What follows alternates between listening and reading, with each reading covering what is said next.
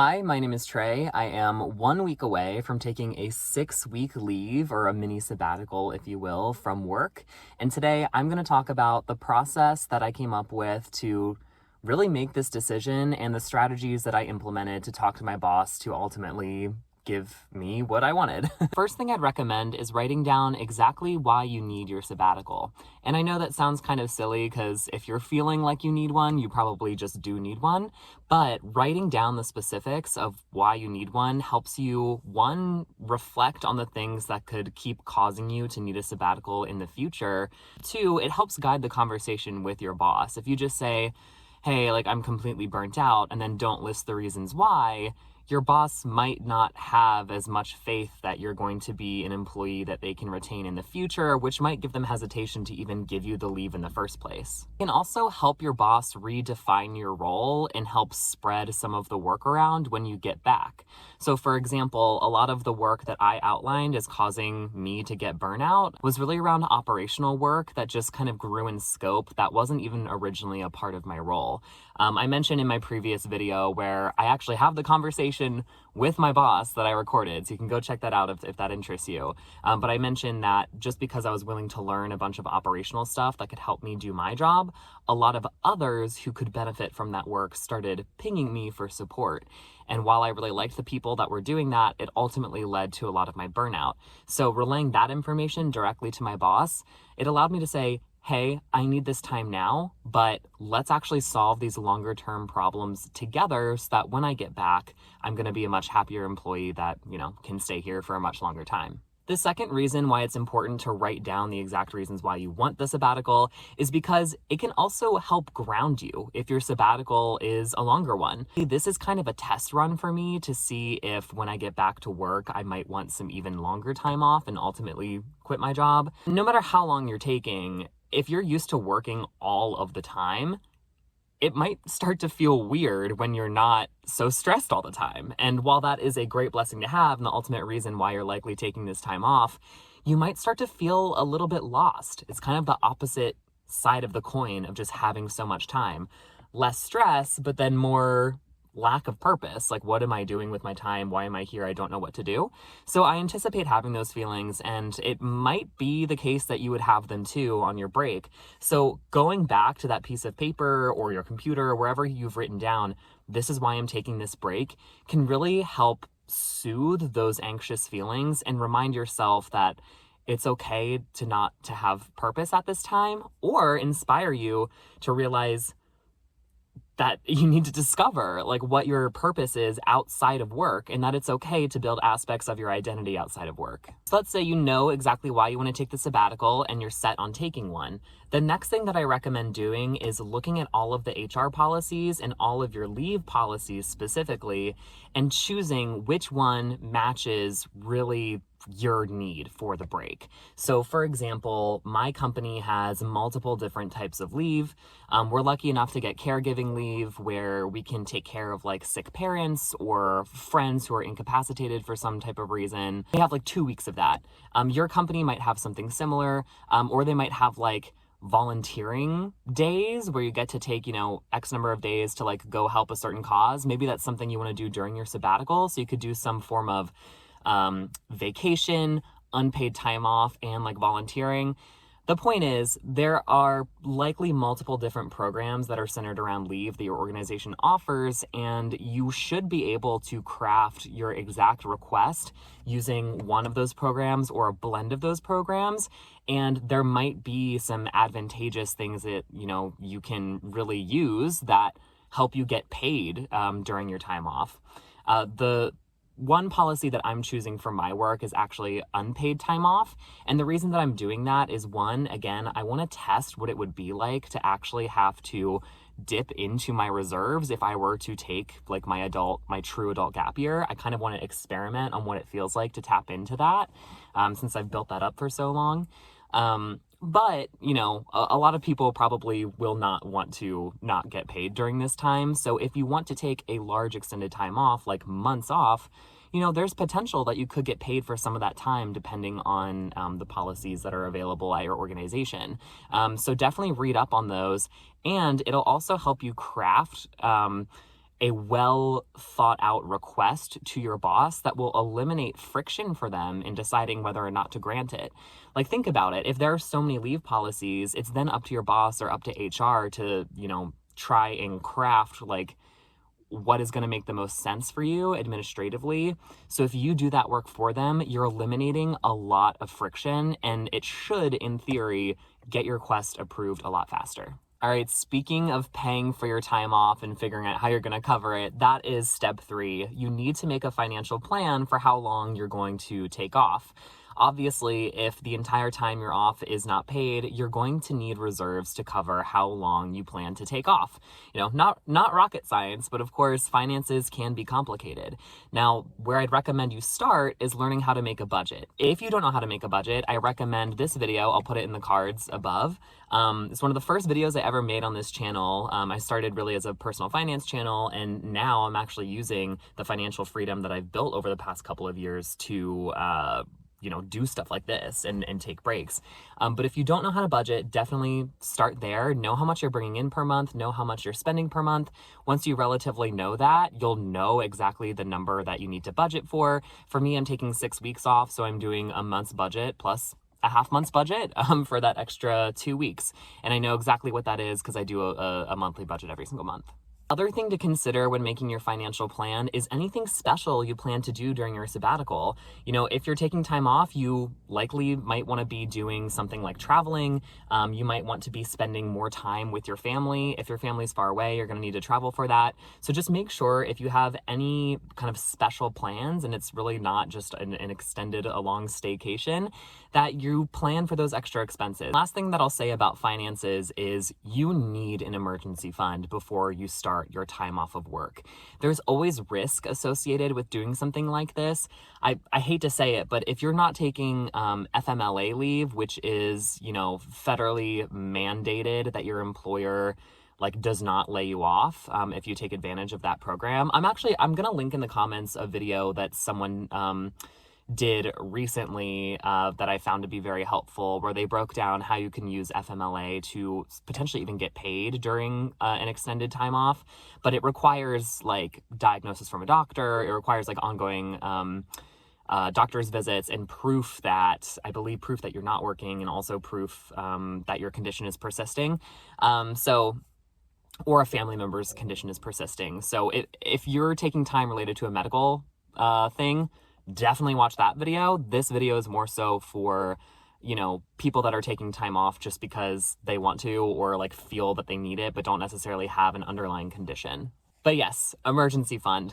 Typically you should have 3 to 6 months expenses saved up before you take your sabbatical, because again, it's possible you might not have a job when you come back. And I hate saying that, but there is inherent risk in doing this, right? When you're not doing a federally backed kind of program that guarantees your job when you return to work.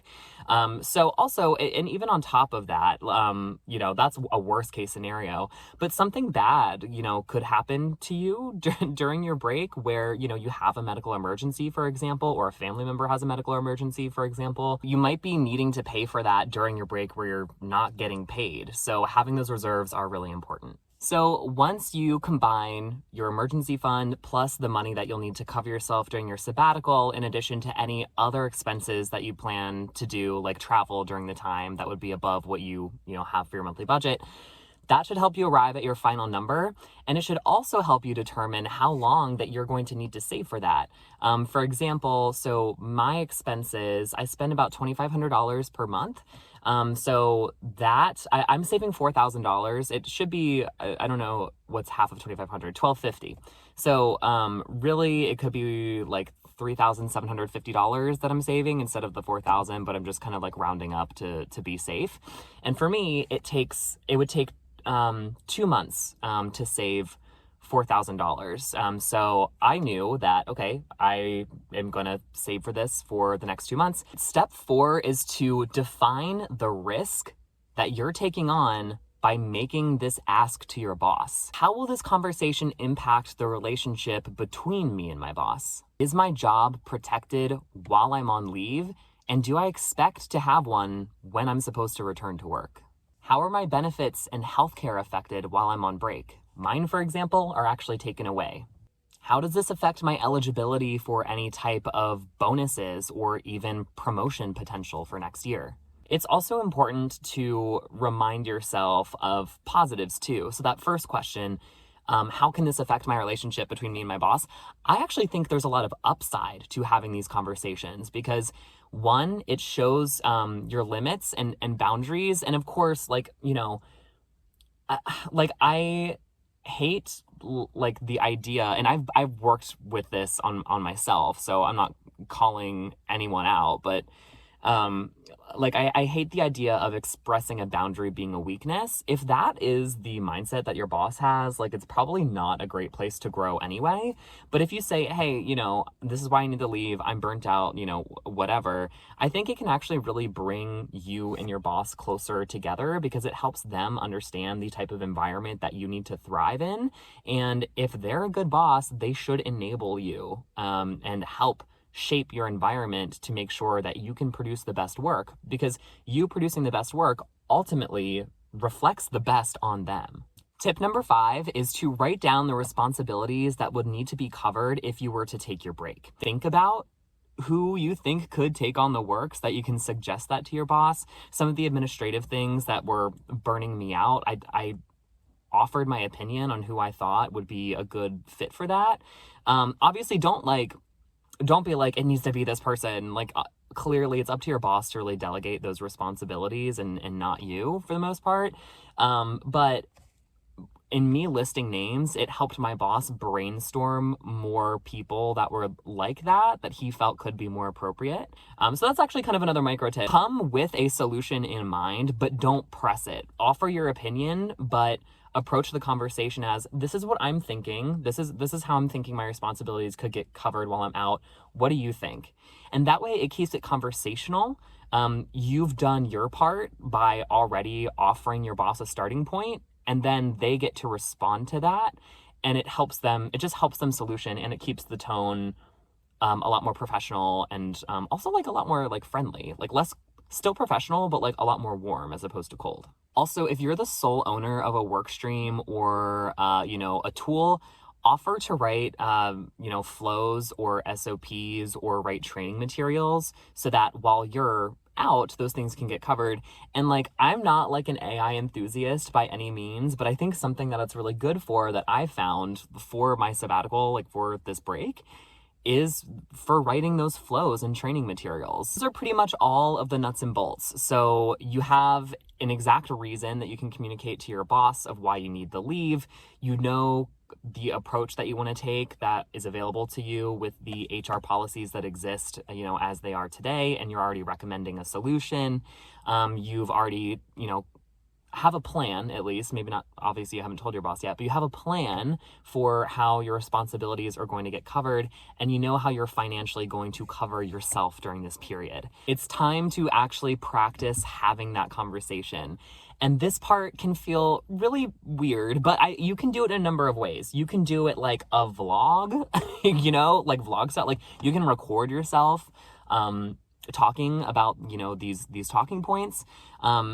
I typically find it better to have an actual audience, so it feels more real, because I get really nervous, honestly, when I speak. And again, you can watch that video where I talked to my boss, and I definitely was beta, kind of energy, scared a little bit. I mean, it wasn't that bad, but I find that you'll probably speak more how you would to your boss if you talk to someone else. So, and that doesn't have to be someone that you work with. I did choose a coworker, and they were really helpful in finding gaps in my talking points, and also just my speech patterns, being hey, not to make you feel more nervous, but you are using a lot of specifically when you talk about this concept. And that really highlighted it to me. Oh, this is the part that I feel more vulnerable speaking about. And so I just want to hone in on this and build my confidence in this specific sector. So I think speaking to someone can be really helpful in identifying those gaps. Obviously, only talk to a coworker if you 100% trust them, because if they leak this information before you've even had the approval, before HR has approved it, then that can obviously get sticky in your organization. So that's another point. Do not tell anyone about this except for 100% trusted coworkers before you have the conversation. The last thing that you want is your boss getting this information before you present it to them. If you don't feel comfortable talking to a coworker, you can of course always talk to a friend or a family member as well. The last thing is to schedule a date in which to have the conversation with your boss. Ideally, you're having one-on-one conversations with your boss pretty regularly. What I did was I asked my boss just to extend our 30-minute one-on-one to an hour so that I could have a conversation with him about my work life and a request that I had. And so that kind of also gave him the idea of, okay, this is going to be a more serious conversation that I'm going to have with Trey. So it kind of gives them that like heads up, to know, like, to not just be caught off guard. That's like another courtesy you're extending your boss by saying that, but then not leading with the request. I wouldn't lead with the request. I wouldn't be like, hey, I want to talk about a sabbatical I want to take, because that kind of allows them to fester and make a lot of assumptions that you're probably going to quell in the conversation. And I feel like it just causes a lot of anxiety. So I don't recommend doing that.